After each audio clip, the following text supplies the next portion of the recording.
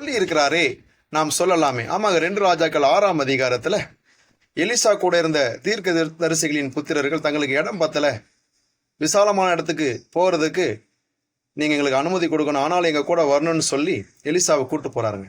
போன இடத்துல மரங்களை வெட்டி விழுத்துகையில ஒரு மரம் வெட்டப்படும் போது கையில் இருந்த கோடாரி தவறி தண்ணீருக்குள்ள விழுந்துருதுங்க.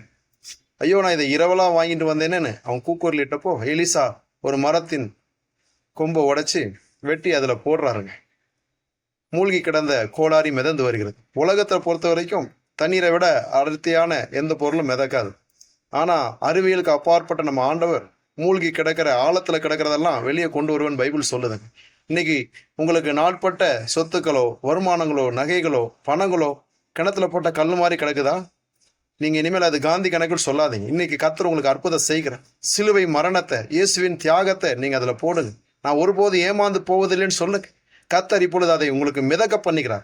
அவன் தன் கையை நீட்டி எடுத்துக்கொண்டது போல நீங்களும் எடுத்துக்கொள்ளுங்கள் என்று சொல்லி இருக்கிறாரே, நாம் சொல்லலாம்.